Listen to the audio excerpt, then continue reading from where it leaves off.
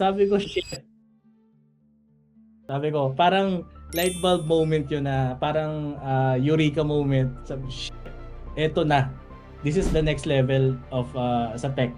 Sabi ko, ito na. And then ginamit ko yung API ng ChatGPT nung time na yon.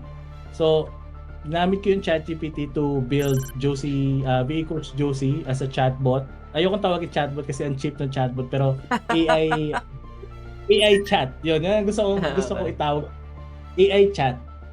And then dami ko na naging idea noon. Dami na, para na akong nasa cloud9 kasi ang dami kong pwedeng gawin.